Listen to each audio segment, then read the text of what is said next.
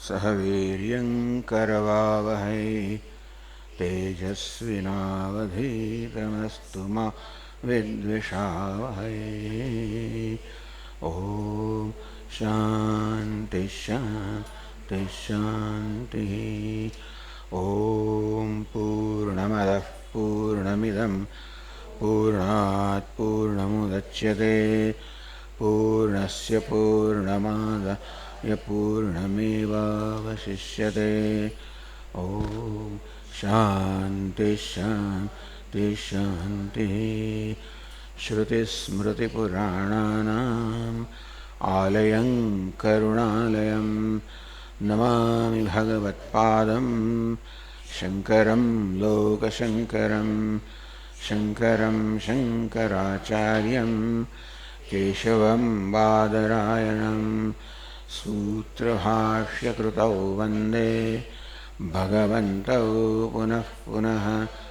ईश्वरो गुरुरात्मेति मूर्तिभेदविभागिने व्योमवद्व्याप्तदेहाय दक्षिणामूर्तये। ॐ पार्थाय प्रतिबोधितां भगवता नारायणेन स्वयं व्यासेन ग्रथितां पुराणमुनिना मध्ये महाभारतम् अद्वैतामृतवर्षिणीं भगवतीम् अष्टादशाध्यायिनीम् अम्ब त्वामनुसन्दधामि भगवद्गीते भवद्वेषिणीम्।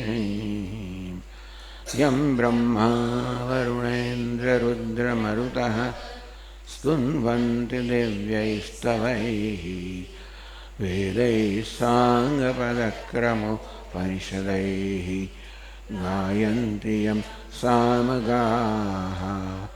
ध्यानावस्थिततद्गतेन मनसा पश्यन्ति यं योगिनः यस्यान्तन्न विदुःसुरासुरगणाः देवाय तस्मै नमः।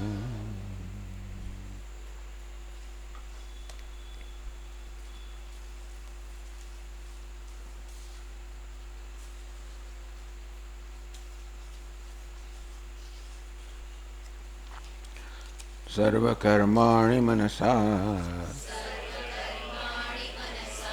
संन्यस्यास्ते सुखं वशी नवद्वारे पुरे देहि नैव कुर्वन्न कारयन्।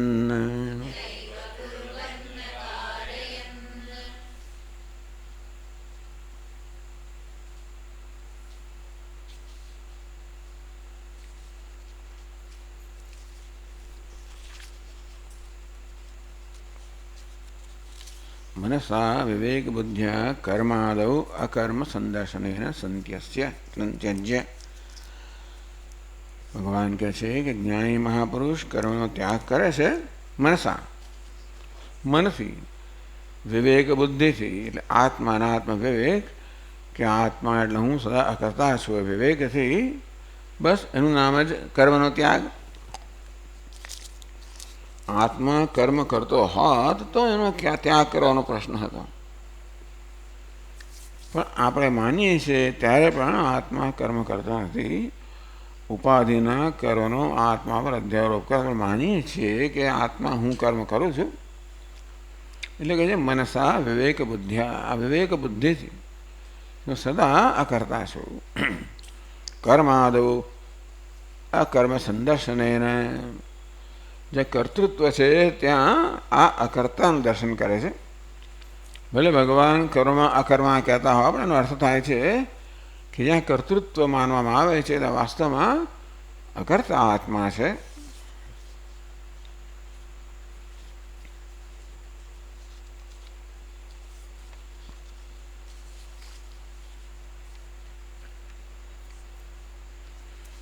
नवद्वारे पुरे देहि नैव कुर्वन्न कारयन् आस्ते। अज्ञानी महापुरुष આ નવદ્વારના નગરની અંદર કંઈ કરતો નથી, કર્યા વગર, કરાવ્યા વગર આનંદથી રહેલો છે. તો એવું કહેવાની કેમ જરૂર પડી કે જ્ઞાની પુરુષ આ દેહમાં અંદર રહેલો છે, કંઈ કર્યા વગર, કરાવ્યા વગર? બધા દેહમાં જ રહેલા છે ને, જ્ઞાની હોય કે અજ્ઞાની હોય. તો જ્ઞાની માટે આ વિશેષ રૂપે કહેવાની શું જરૂર છે? એટલા જ માટે કે જ્ઞાની માણસ દેહને આત્મા માને છે. અને તેથી હું ખુરશી પર બેઠો છું, ઘરમાં છું, ટેબલ પર છું, આ પ્રકારે એવો ભ્રમ સેવતો હોય છે. ત્યાં આ જ્ઞાની પુરુષ કહે છે કે હું દેહમાં રહેલો છું.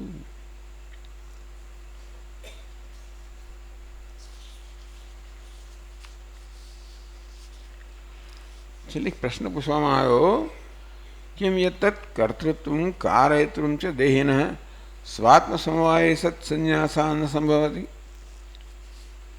એટલે કહેવામાં આવ્યું કે આ જ્ઞાનીએ કર્તૃત્વ એટલે કરવાપણું, કારયતૃત્વ કરાવવાપણું બંનેનો ત્યાગ કર્યો છે. મનથી, વિવેક બુદ્ધિથી, જ્ઞાનથી. એ પ્રશ્ન થયો કે આત્મા કર્મ કરી રહ્યો છે અને આ જ્ઞાનને કારણે હવે કરવાનું બંધ થયું છે. સામાન્ય સંજોગોમાં આત્મા કર્મ કરી રહ્યો છે, કરાવી રહ્યો છે, અને આ જ્ઞાનને કારણે કર્મ કરવાનું, કરાવવાનું બંધ થયું એવું કહેવા માંગે છે ભગવાન. યથા ગચ્છત ગતિ ઘન વ્યાપાર પરિત્યાગે. એ માણસ ચાલતો હોય, ગતિમાન હોય અને એ ન ચાલે એટલે ગતિનો ત્યાગ કરે. એટલે કે ચાલવું આ માણસનો સ્વભાવ છે અને ન ચાલવું એને પોતાના સ્વભાવનો ત્યાગ કર્યો અથવા પોતે કર્મ કરતો એનો ત્યાગ કર્યો. તેમ શું કર્મ કરવું આત્માનો સ્વભાવ છે? આ જ્ઞાન થવાના પરિણામે આત્મા કર્મ કરતો નથી, એને પોતે કરી રહ્યો તે કર્મનો ત્યાગ કર્યો છે? તો કે નહીં. નાસ્તિ આત્મના સ્વતઃ કર્તૃત્વ કારયતૃત્વ છે. આત્મા સ્વયં કર્મ કરતો પણ નથી, કરાવતો પણ નથી. ઉક્તમ હિ અવિકાર્યો એ મુચ્યતે. આગળ ભગવાને કહ્યું બીજા અધ્યાયમાં અવિકાર્યો એ મુચ્યતે. અયમ આત્મા અવિકાર્ય છે, આ તો નિર્વિકાર છે. કરવા આપણું પણ એક વિકાર છે. કર્તૃત્વ, ભોક્તૃત્વ બધું વિકાર છે. બોલવા આપણું, સાંભળવા આપણું, આ બધા પણું જે છે બધા વિકારો છે. જેનો આત્મા પર અધ્યારોપ આપણે માનીએ છીએ કે હું બોલું છું, હું સાંભળું છું, બસ આ નથી કરવાનું. એવું નથી કે આત્મા બોલી રહ્યો છે ને બોલતો બંધ થાય છે. આત્મા બોલતો નથી, એને બોલતો હોવાનું માનવામાં આવે છે. માત્ર એ માન્યતા કે ભ્રમ દૂર થાય છે.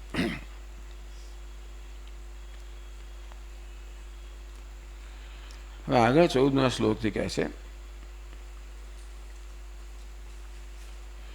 આત્મ એ દુઃખતમ કારયત્વ નાસ્તિ તત્પ્રપંચયતિ. ભગવાન કો આત્મા કરતો પણ નથી અને કરાવતો નથી, અને કરાવતો નથી. ભગવાન 14મા શ્લોકમાં જરા વિસ્તારથી સમજાવે છે કે આત્મા કરાવતો નથી એટલે શું. 14મા શ્લોકમાં કહે છે ન કર્તૃત્વમ ન કર્માણિ લોકસ્ય સૃજતિ પ્રભુઃ ન કર્મ ફલ સંયોગમ સ્વભાવસ્તુ પ્રવર્તતે.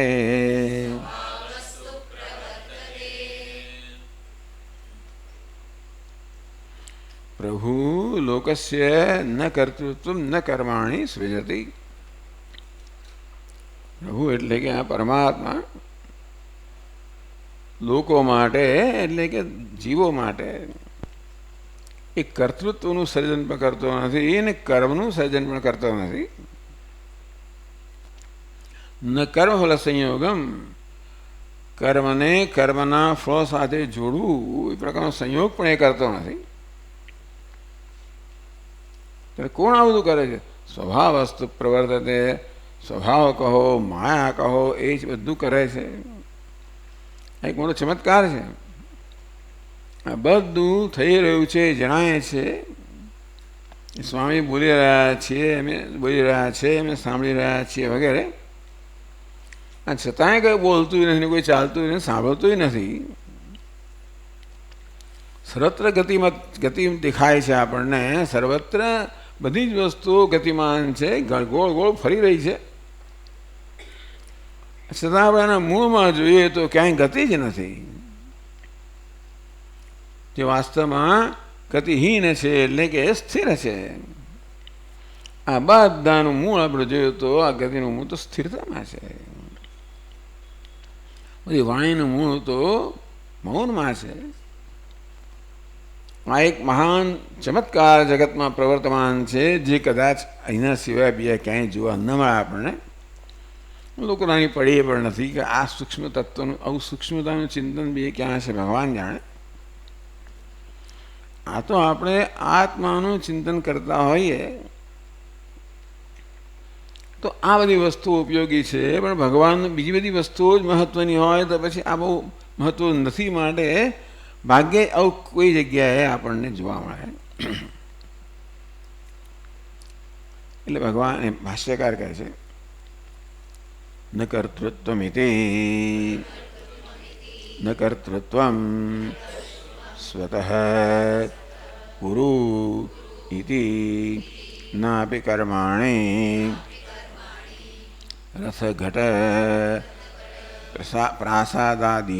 પ્રાસાદાદીની ઈપ્સિતતમાની લોકસ્ય સૃજતિ ઉત્પાદયતિ પ્રભુ આત્મા. ભગવાન કર્તૃત્વનું સર્જન કરતો નથી. બે કર્તૃત્વનું સર્જન કરો એટલે શું? કુરુ તું કર્મ કર. કોઈને આ પ્રકારે આદેશ આપવો કે કર્મ કર, એ કર્મ કરે તો એ કર્મ કરે ક્યારે એનામાં કર્તૃત્વ હોય ત્યારે. એટલે કે આ પ્રકારનો આદેશ આપીને મેં એનામાં કર્તૃત્વનું સર્જન કર્યું. સમજ પડી ને? કર્તૃત્વનું સર્જન એટલે શું? અત્યારે કંઈ થઈ રહ્યું નથી, કોઈ કર અને કરે તો કરે ક્યારે એનામાં કર્તૃત્વ હોય. એ કર્તૃત્વનો એટલે પોતામાં જે કર્તૃત્વ છે ને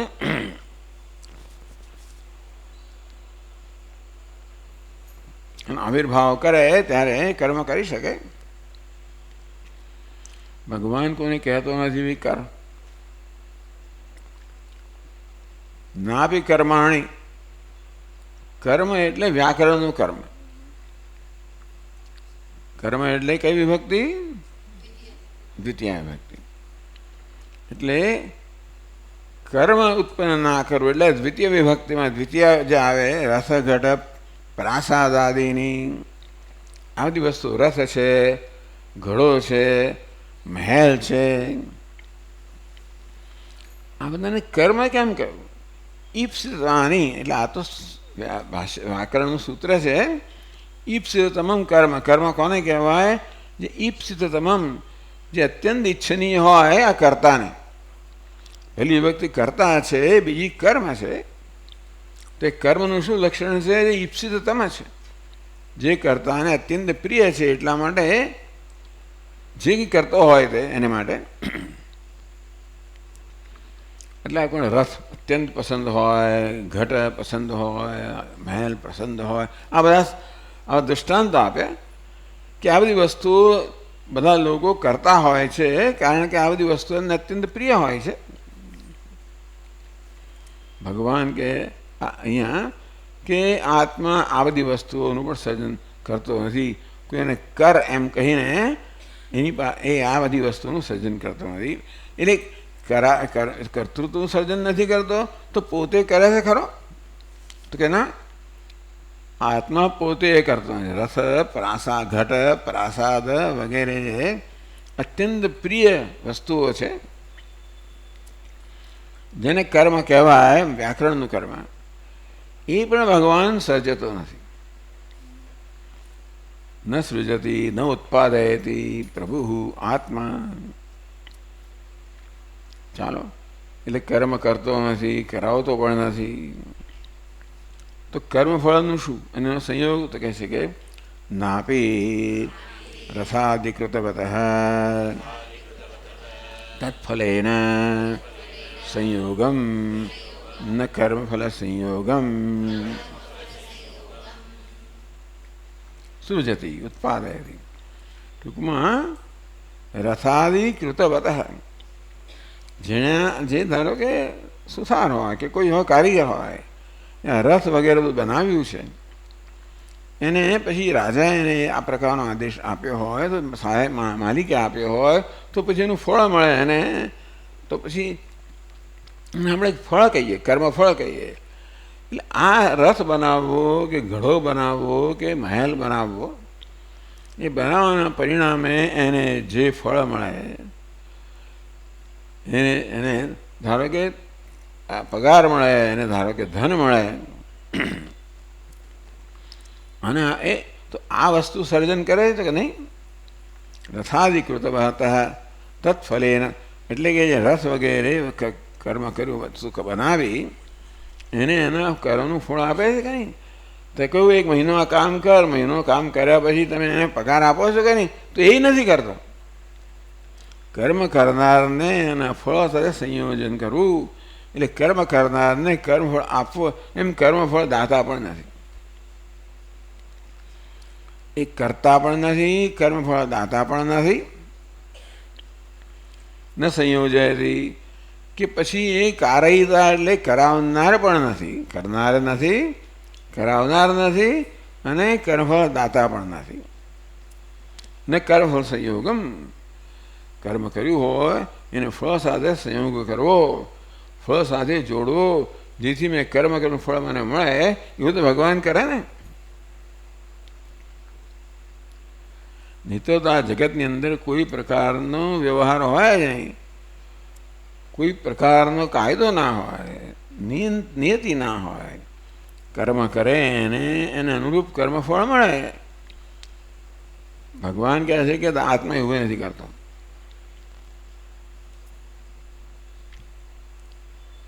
તો કે આગળ યદિ કિંચિદપી સ્વતઃ ન કરોતિ ન કારયતિ ચ દેહી કસ્તર્હિ કુર્વન કારયંશ્ચ પ્રવર્તતે ઇતિ.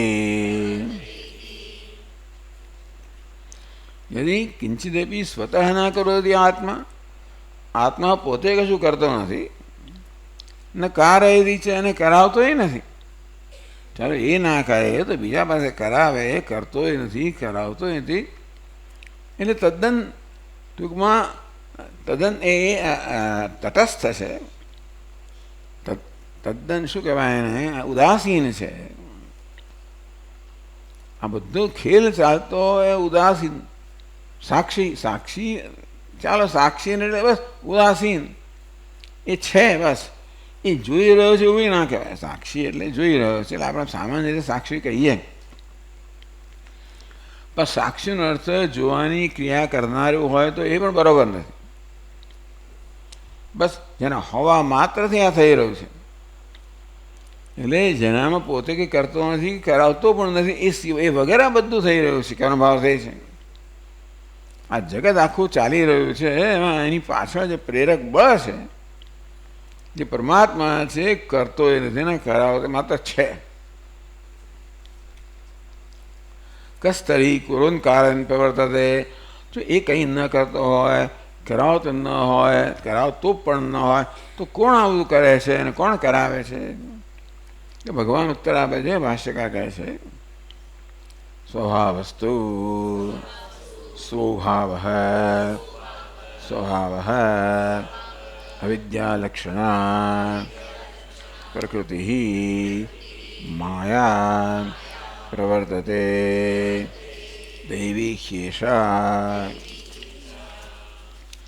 ઇત્યાદિના વક્ષ્યમાણા.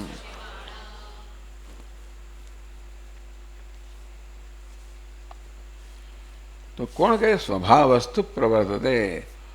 સ્વભાવ સ્વભાવ. શું એટલે પોતાનો ભાવ, પોતાની સ્થિતિ, એનો સ્વભાવ. એટલે ભગવાનનો ભાવ, ભગવાનની સ્થિતિ એટલે શું? અવિદ્યા લક્ષણા પ્રકૃતિ, ભગવાનની પ્રકૃતિ. બાકી પ્રકૃતિ છે અવિદ્યા લક્ષણા પ્રકૃતિ, અવિદ્યા લક્ષણ છે એવી પ્રકૃતિ, એવો સ્વભાવ. આ સ્વભાવને કારણે ભગવાન અજ્ઞાની બનતો નથી. ભગવાન તો અધિષ્ઠાન છે જેના પર આનો અધ્યારોપ કરવામાં આવ્યો છે. એટલે ભગવાનનો કે પરમાત્માનો માયા સાથેનો સંબંધ રજ્જુ સર્પ સમાન છે. એમાં પરમાત્મા અધિષ્ઠાન છે અને આ બધું અધ્યારોપિત છે. અંતેથી આ સ્વભાવ કહો માયા અવિદ્યા લક્ષણા પ્રકૃતિ, આ ભાષ્યકાર અવિદ્યા લક્ષણા પ્રકૃતિ કહીને સાંખ્ય લોકો એમનો પ્રકૃતિ છે ને એ પારિભાષિક શબ્દ છે. એના કરતાં પ્રકૃતિને જુદી પાડવા માટે ભાષ્યકાર કહે છે અવિદ્યા લક્ષણા પ્રકૃતિ. અવિદ્યા લક્ષણ છે એવી ભગવાનની પ્રકૃતિ. એટલે બી અર્થ કર્યો માયા. ટૂંકમાં ભગવાનની પ્રકૃતિ એટલે કે ભગવાનની માયા છે પ્રવર્તતે, એ જ આ બધું કરે છે. ટૂંકમાં બધાનું કારણ શોધવા જઈએ ક્યાં જઈને અટકે? અજ્ઞાનમાં જઈને અટકે. અવિદ્યામાં, અજ્ઞાનમાં. એટલે કે વૈજ્ઞાનિકોએ આ બધું ખરેખર જાણવાની ખાસ જરૂર છે, જે મૂળભૂત સંશોધન કરી રહ્યા છે ભૌતિક શાસ્ત્રમાં. અને જે લોકો આ જગતનું કારણ શોધવાનો પ્રયત્ન કરે છે, મૂળભૂત કારણ કયું છે? ચાલો બોસોન પાર્ટિકલ, ગોડ્સ પાર્ટિકલ, ફલાણો પાર્ટિકલ. એટલે કે લઘુત્તમ કે લઘુત્તમ એવું નાના વસ્તુ કઈ છે જેમાંથી આ બધું બનેલું છે? લઘુત્તમ ઘટક. તો કયો ઘટક છે જેમાંથી આ બધું બનેલું છે? એ વૈજ્ઞાનિકો જાણવા ઈચ્છે છે. તો જ આપણા જગતનું રહસ્ય જાણી શકીએ, જ્યારે જગતનું કારણ જાણીએ. અંતેથી હંમેશા કારણ હોય કાર્ય કરતાં સૂક્ષ્મ હોય. અંતેથી જે સૂક્ષ્મતમ છે એ જ કારણ હોવું જોઈએ. લઘુતમ કહો, સૂક્ષ્મતમ કહો. એને ત્યાં જ એને અત્યારે અટક્યા છે. એટલે એને ચાલો ગોડ્સ પાર્ટિકલ, બોસોન પાર્ટિકલ એવું કહેવામાં આવે છે.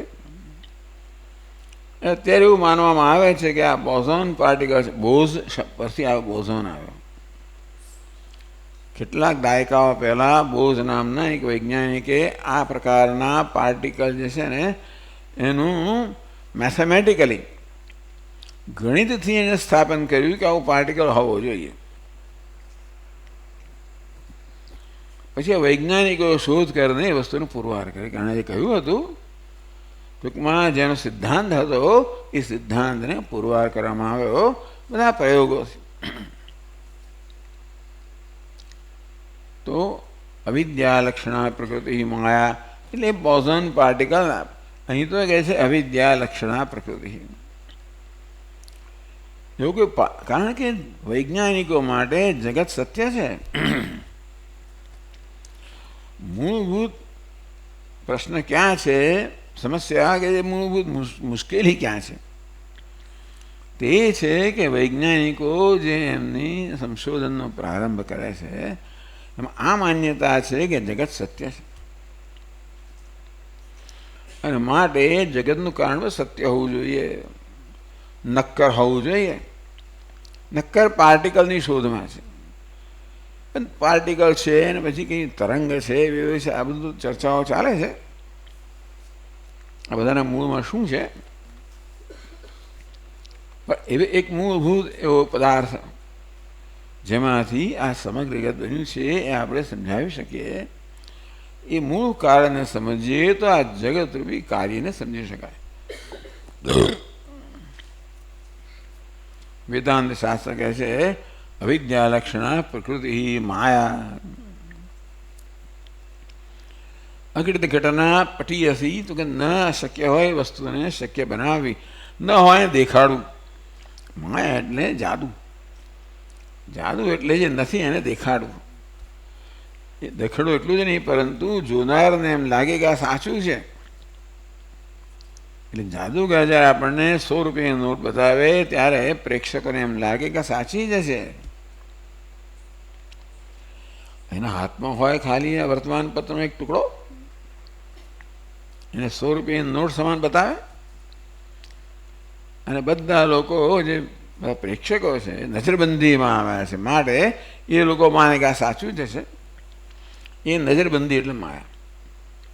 તો જેવી રીતે આ મેજિશિયન્સ, આ જાદુગરો એ જાદુરૂપી પ્રભાવ પાડે પ્રેક્ષકો પર, તો જ આ દેખાય 100 રૂપિયા, નહીં ના દેખાય. કોઈક નીકળે જે આના પ્રભાવ ન આવે એ આનાથી છેતરાય નહીં. પેલો નજરબંધીથી બધા વશમાં કરે, તેથી બધા પ્રેક્ષકો છેતરાઈ જાય કે કહે છે એ જ સાચું છે. તેમ ભગવાને કર્યું છે. નજરબંધીથી આ બધા લોકોને વશમાં કર્યા છે, આખી દુનિયાને. અને તેથી બધા માને છે કે અમે જે જોઈએ છીએ, અનુભવીએ છીએ, સાચું છે. અવિદ્યા લક્ષણ એનું કારણ છે કે આ જોનારાઓ અજ્ઞાની છે. અજ્ઞાની હોવાને કારણે આ માયા જે છે એને સાચી માને છે. માયા એટલે નથી એને સાચું બતાવવું, અજ્ઞાન એટલે જોઈએ સાચું છે એવી માન્યતા ધરાવવી. તો આ સ્વભાવનો આ પ્રકારનો અર્થ કર્યો ભાષ્યકારે.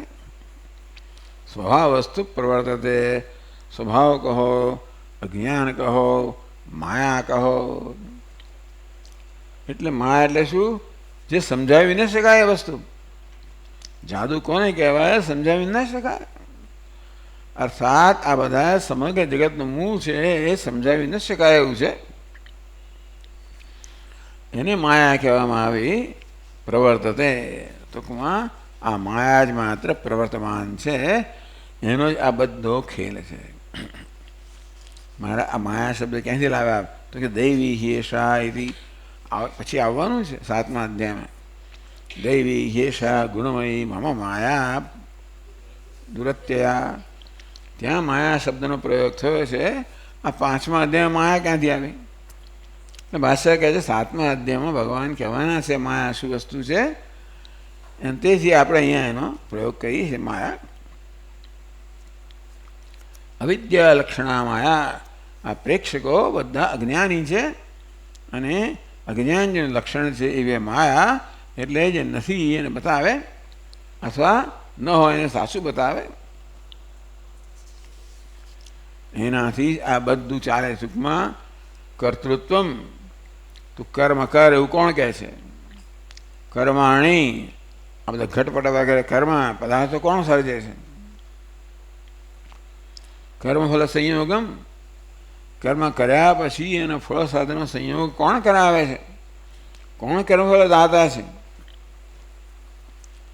માત્ર આમાં કોઈ છે એની સ્વભાવ વસ્તુ પ્રવર્તે. સ્વભાવ કહો, અજ્ઞાન કહો, માયા કહો, એ જ માત્ર પ્રવર્તમાન છે, ભગવાન નથી. ટૂંકમાં ભગવાનને કોઈ દોષ ના આપી શકાય, કારણ કે વાસ્તવમાં એ કંઈ કરતો પણ નથી અને કરાવતો પણ નથી. એટલે એ તો હંમેશા છટકે છૂટો જ છે. ભગવાન તો મુક્ત જ છે. આપણે એને ગમે તેટલો ઘણી વાર બહુ ગુસ્સે થઈએ, જાત જાતની વસ્તુ કહીએ, પણ એને કેમ કહે કે હું તો કંઈ કરતો જ નથી. જો આ અહીં કહી દીધું ને, ન કર્મફળ સંયોગમ, કર્મફળ હું નથી આપતો, તો બેસીને શું કરો છો? કશું નથી કરતો.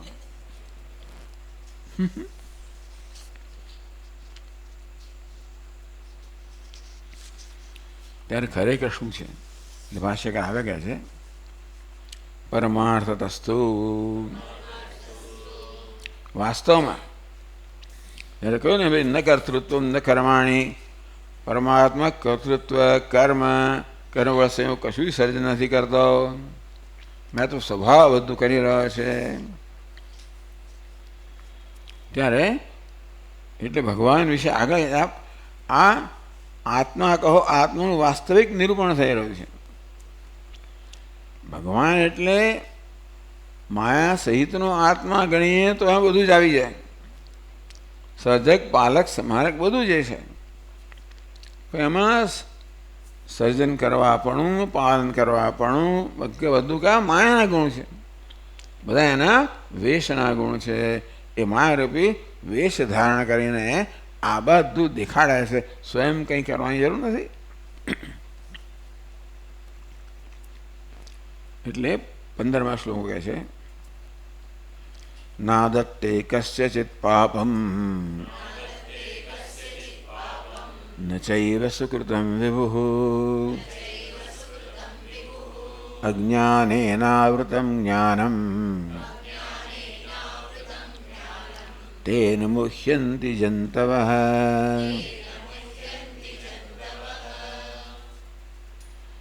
ના દત્તે કસ્યચિત પાપમ. બિચારા ભક્ત લોકો ભક્તિ કરી કરીને જાય, સત્કર્મ કરી કરીને મરી જાય કે ભગવાન મારું પાપ દૂર કરશે. ન ચૈવ સુકૃતમ વિભુઃ. આ પુણ્યકર્મ કરું છું, ભગવાન ખુશ થશે, આ માણસે ન સુકૃતમ. ત્યારે આ બધું આપણે લાગે છે એનું કારણ શું? અજ્ઞાનેન આવૃતમ જ્ઞાનમ યેન મુહ્યન્તિ જંતવઃ. અજ્ઞાનમ અજ્ઞાનેન આવૃતમ. જ્ઞાન છે એ જ્ઞાનથી ઢંકાયેલું છે અને માટે બધા જંતુઓ મોહ પામેલા છે. કહે છે ભાષ્યકાર, ના દત્તે ન ચ ગૃહ્ણાતિ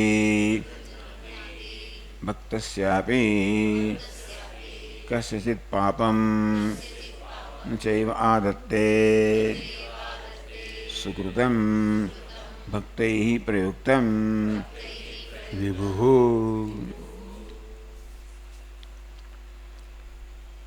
ભક્તસ્યાપી કસ્યચિત પાપમ ન ચ ગૃહ્ણાતિ ન આદત્તે.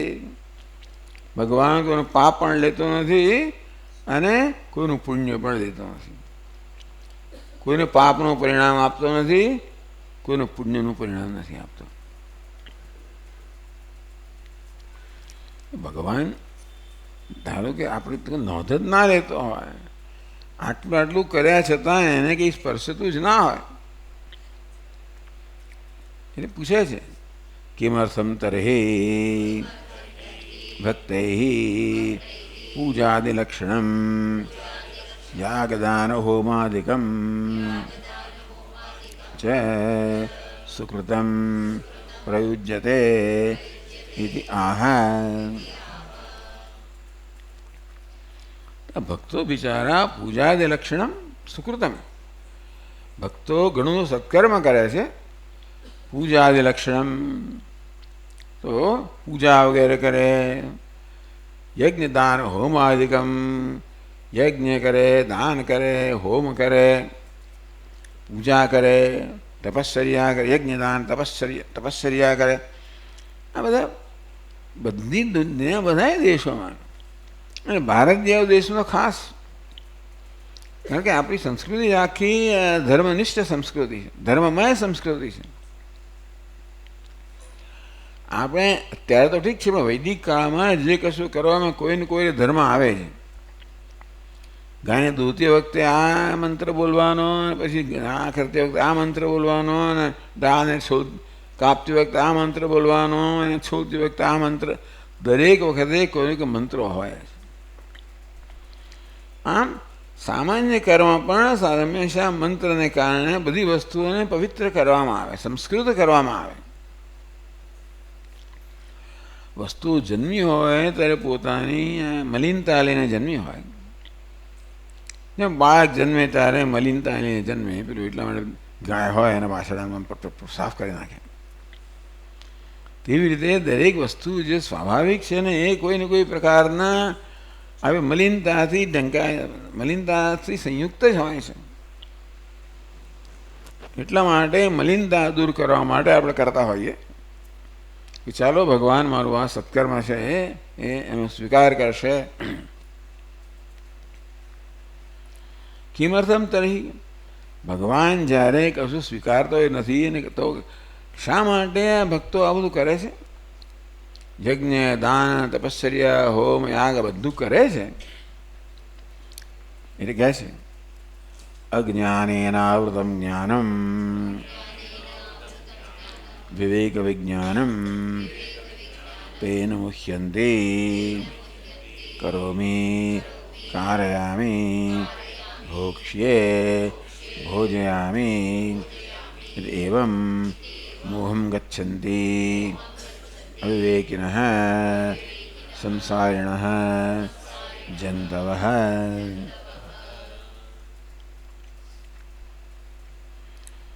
તો શા માટે લોકો સત્કર્મ કરતા હશે, ભગવાનને ખુશ કરવા ઈચ્છતા હશે?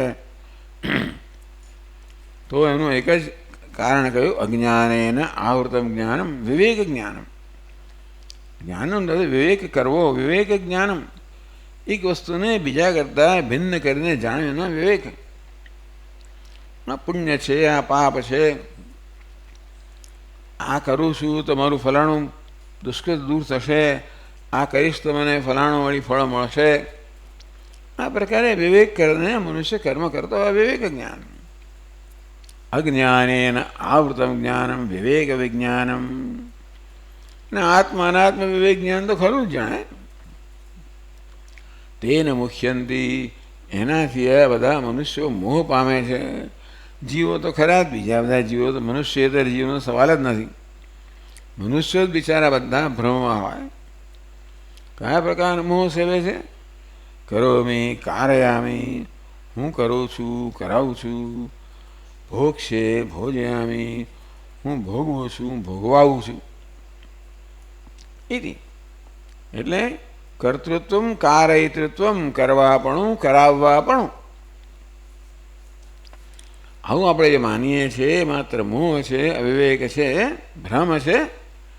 અવિવેકના સંસારીણો જંતવ, અજ્ઞાની સંસારીઓ છે એ જંતુ, એને જીવ, જંતુ એટલે જીવ. આ બધા જીવો આ પ્રકારે મોહ પામે છે અને માને છે કે હું આ સત્કર્મ કરું છું, ભગવાન ખુશ થઈને મને આ ફળ આપશે. મેં પેલું દુષ્કર્મ કર્યું હતું તો એને પેલા પ્રાયશ્ચિત્ત કરું છું, તો હવે એની માઠી અસર દૂર થશે. આ ના હોય તો માણસ કશું કરે નહીં. આ પ્રકારનો જો આપણને કર્મ કરવાના પરિણામે કોઈ પ્રકારનું એટલે ફળ ના મળતું હોય, કોઈ પણ લાભ ના મળતો, કોઈ કશું ના કરે. જે કંઈ માણસ કરે છે કોઈને કોઈ લાભથી પ્રેરાય, લાભની ઈચ્છાથી પ્રેરાને કરે છે. હા, એ કહે છે મુખ્ય ત્યાં બધો મોહ છે, આ ભ્રમ છે કે ભગવાન મારું સત્કર્મ જુએ છે, ભગવાન સાક્ષી છે, સત્કર્મ જુએ છે, એનું મને સારું ફળ આપશે. અને આ પ્રાયશ્ચિત્ત કર્મ શું કરું છું તેથી મારું પેલું પાપ કર્મનું ફળ દૂર થશે. તો આ પ્રકારનો ખ્યાલ ધરાવવો, સાથે હું કરું છું, કરાવું છું, ભોગવું છું, ભોગવાવું છું. આ બધું છે મોહમ, આ બધો ભ્રમ છે. ગચ્છન્તિ અવિવેકના, અવિવેકી સંસારી જંતુઓ, જીવો આ પ્રકારનો ભ્રમ ધરાવે. અવિવેક એટલે ભ્રમ ધરાવે છે. એનો અર્થ એ થયો કે સંપૂર્ણ જીવન ભ્રમ પર જ રચાયેલું છે. આ ના હોત તો કશું થાત જ નહીં. આપણા મનમાં આપણે જાણતો હોત કે ભાઈ કોઈ પુણ્ય પાપ છે જ નહીં, કોઈ જોતોય નથી ને કરતોય નથી, એનું ફળે નથી, એવું તો કોણ કશું કરત? કોઈ તકલીફ શા માટે લાગે? પુણ્ય કર્મ કરવા માટે આપણે કંઈ વેઠવું પડે કે વેઠ્યા વગર પુણ્ય કર્મ થાય જ નહીં. વેઠવું પડે એટલે કશીક વસ્તુનો ત્યાગ કરવો પડે, કંઈક સહન કરવું પડે, અને તો સત્કર્મ થાય. નહીં તો ના થાય. તો બધા સત્કર્મ જ કરે ને. સત્કર્મ કરવામાં કંઈ વેઠવું પડે, કંઈ છોડવું પડે. આવું અને એવું ક્યારે કરીએ? એમ કરવાથી આપણને ઈચ્છિત ફળ મળવાનું છે, એ પ્રકારની આપણી માન્યતા હોય. એ તો કહે છે બધો મોહ છે, બધો ભ્રમ છે. કોઈ કંઈક તમારું કર્મ જોતું નથી, પુણ્ય જોતું નથી, પાપે જોતું નથી. એટલે આત્મા જોતો નથી, પણ આ પ્રકૃતિ જુએ જ છે. સ્વભાવસ્તુ પ્રવર્તતે. આ બધો વ્યવહાર કોણ કરે છે? આત્મા કોઈ વ્યવહાર કરતો નથી, પણ બધો વ્યવહાર થઈ રહ્યો છે, સર્જન થઈ રહ્યું છે, પાલન થઈ રહ્યું છે, નાશ થઈ રહ્યો છે, આ બધું થઈ રહ્યું છે, પણ આપણે જોઈએ છે. તો આ વ્યવહાર કોણ કરે છે? પ્રકૃતિ કહો, માયા કહો, સ્વભાવ કહો, એ બધો વ્યવહાર કરે છે. એટલે બધા નિયમો આને અંતર્ગત છે. પરમાત્મા સરળ નિયમથી પર છે, પરંતુ બધા નિયમો લાગુ પડે છે આ સ્તરને, આ માયાના કે સ્વભાવના સ્તરને. સ્વામી બહુ સારું, હું તો કહ્યું ચિંતા જ નહીં, કે ચિંતા ના કરીશ ભાઈ. પછી એક લપડાક પર તો ચિંતા ના કરીશ, કારણ એવું છે ફળ પણ મળે એ પણ ચિંતા ના કરવાનું હોય ને. કર્મ કરીએ ને કર્મ ફળ એ પણ એક ભ્રમ જ છે. મેં કર્મ કર્યું એ ભ્રમ છે, એનું ફળ મને મળે એ પણ ભ્રમ છે. અને તો પછી મેં કર્મ કર્યું, મેં તો એક તમાશો મળે, લપડાક મળે તો ખાઈ લેવી, આ ભ્રમ જ છે ને, એ તો નથી જોઈતું મને.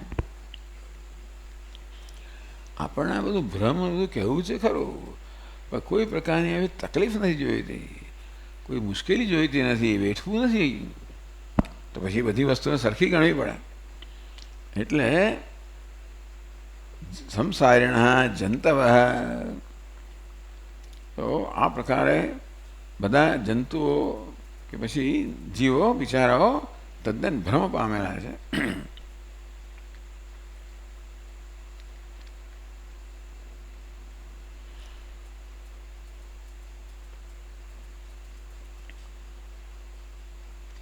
અહીંયા જ આપણે વિરામ લઈશું. ઓમ પૂર્ણમદ પૂર્ણમિદમ પૂર્ણાત પૂર્ણમુદચ્યતે પૂર્ણસ્ય પૂર્ણમાદાય પૂર્ણમેવાવશિષ્યતે. ઓમ શાંતિ શાંતિ શાંતિ. શંકરં શંકરાચાર્યં सूत्रभाष्यकृतौ वन्दे भगवन्तौ पुनः पुनः. ईश्वरो गुरुरात्मेति मूर्तिभेदविभागिने व्योमवद्व्याप्तदेहाय दक्षिणामूर्तये नमः. ॐ शान्ति शान्ति. हरिः ओम्. श्री गुरुभ्यो नमः. हरि ओम.